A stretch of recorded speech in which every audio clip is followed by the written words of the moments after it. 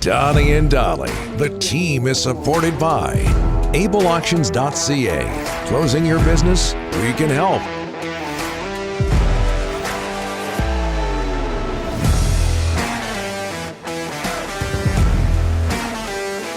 Joining us now, the head coach of the Florida Panthers, a 12th round draft choice of the Philadelphia Flyers back in 1985, defenseman Paul Maurice. How are you, sir?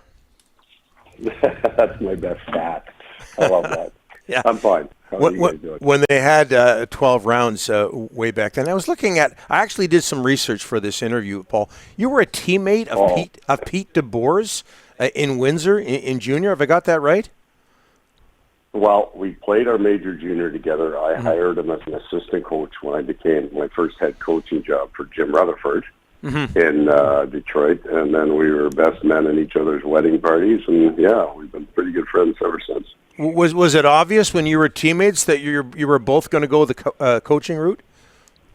No, he was a better player than I was, so I think he had his eyes on pro. I think he was a Vancouver property for a little bit. And then my dad said to me when I was 18, he said, "Have you ever considered coaching?" And I was just so insulted by that. You know, I thought I still had an 18-year career as a player ahead of me. It just offended me to no end, but he had pretty good insight. So Pete and I started coaching together in 1993, I believe, for a couple of years, and then we both found our way to the NHL. Yeah. Jim Rutherford, what was he like as a boss back then? Yeah, I mean, he's singularly responsible for my career in the NHL, right from playing for him as a 17-year-old, and then the opportunities.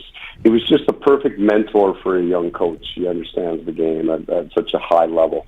Really, really caring person, and he, had my back for those 13 years there, because we built that, from a really tough spot, that franchise the Whalers were in. They hadn't won a 7-game series in their history. And then an actual, for him, short, almost 10, 11 years later, he won a Stanley Cup.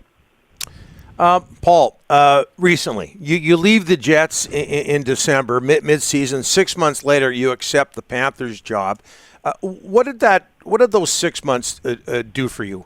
And was this an easy decision? You know what? It was just such an unusual set of circumstances on all counts, and it was a necessary thing for me to step down. It was just the right thing for the Jets. It was the right thing for me, and it needed to happen. And then I didn't have any plan. I truly didn't. I enjoyed my time away from the game. I fill my days easily. And then just a whole bunch of things lined up, and I guess the most important one is I got a phone call from Bill Zito. I had talked to other NHL teams, and there wasn't a fit for me, something that excited me. And then I got about 2 hours into that. He said, what are you interested in? And I said, I'm interested in the Florida Panthers. It was the one team that situation interested me. We came down there, just a great meeting, kind of hit it off, and I thought, this is the kind of guy that I think can help me, get to that next level, just performance-wise, which was really, you're just like a player, right? You want to get better every year. You want to feel like you're changing, growing as a player, as a coach. I think Bill is a really dynamic leader, a very interesting man, very smart man, and I've enjoyed every minute of working here. Paul, one of the toughest jobs is coaching in a hot Canadian market. You know it. You were in Winnipeg a long time, and now you're going to a market where hockey's not number one. How's that been? Right. Well, it's where I started, right? We started in North Carolina as a transplant from Hartford, and it was brand new. This franchise is considerably further along, and when you look at what Bill's done over the last 2 years, the change here, the forward motion of this franchise, people are coming back to the building. It's different. It certainly has a different set of circumstances. The will and desire to win doesn't change no matter where you are. The fans that are at the games are passionate about the game. You can get away from it a little easier here. You go down the road and nobody knows who you are. So then there's something nice to that too. I love my time even in Toronto. I love my time in Canada because they're so passionate there. But the fans here, they didn't grow up on the game, but they're every bit as passionate. Yeah, I was telling Don, I saw you coaching Kamloops at the 95 Memorial Cup. Wow. Yeah. I was there in the building that night.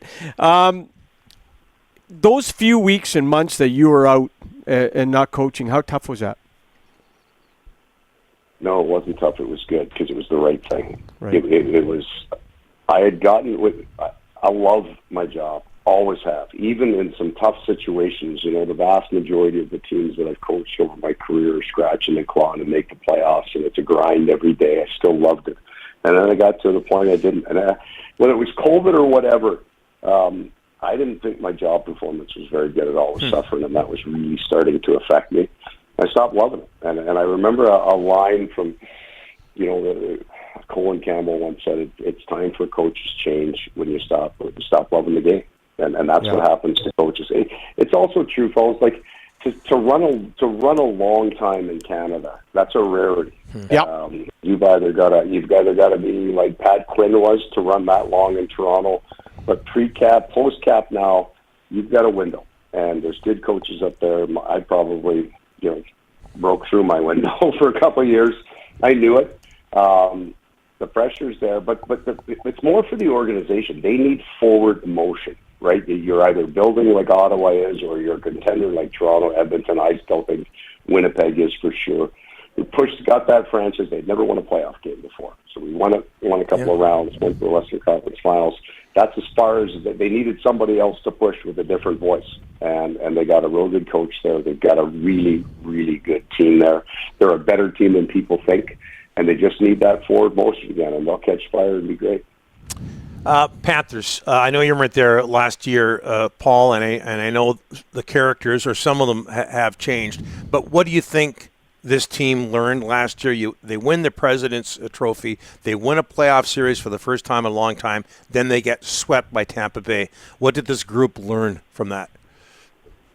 How hard the playoffs are, and the style of game that you can play and have great success with in the regular season.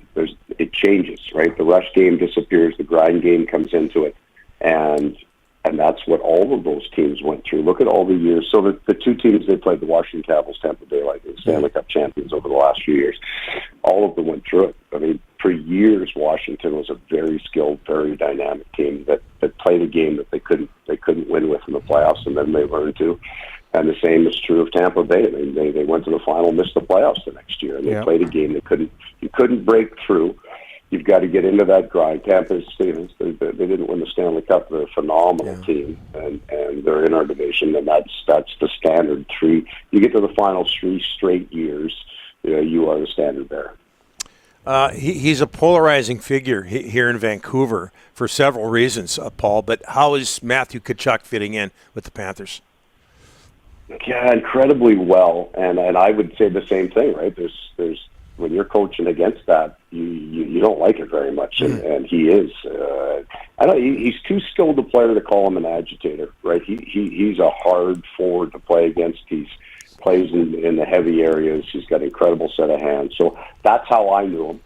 And then I get here, and when you see him off the ice, and I'll just tell you, the way he treats the training staff, the equipment staff, the people, the support staff is magical. Like, he truly is maybe the opposite of what you see on the ice with the people around him, his teammates. It's been really fun to watch him kind of blend in. He's been out of the lineup, just a nagging little injury, so we haven't had him on the ice for the last week. And we miss him out there because he loves playing, he loves practicing, he has fun, he plays hard.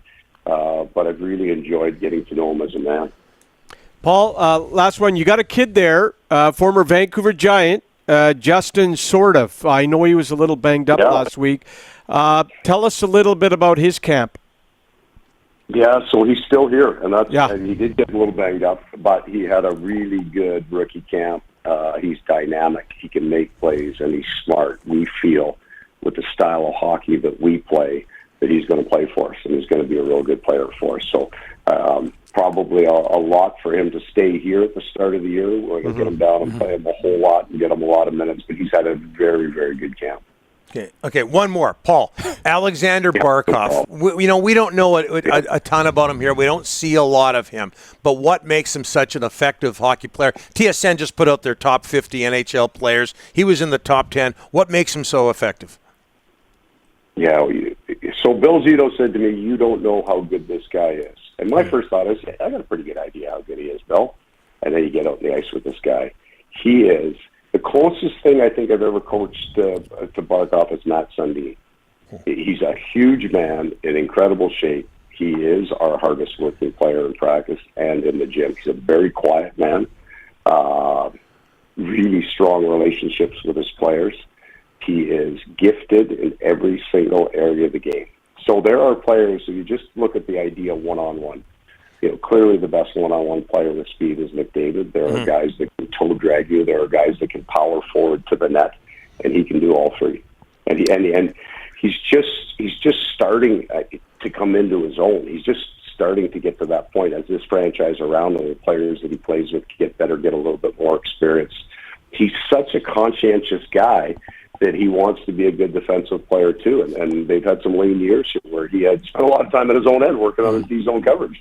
But this guy is, and I'm going to say he's not just scratching the surface of how great he can be, because he works great. He will maximize himself in the next 3 or 4 years, and you're going to see a dominant player.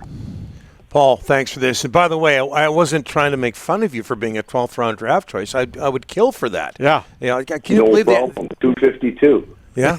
It was 252. I got a call. I was at a friend's house, and I got a call at 11 o'clock that said I got drafted. And she said, well, where to? It was Philadelphia. And I did the math right there. I was the last player drafted. So for the rest of the night, I got picked on, right? I had to eat last. I got a cab. I had to take the last cab. It was just, I got abused for a few months, but you know what? It was a great experience. You were a draft pick of a National Hockey League team. Not many can say that. Go. We're jealous. I'm just wondering which scout got fired on that one. Paul, thanks for this. Somebody lost the job, man. Okay, guys.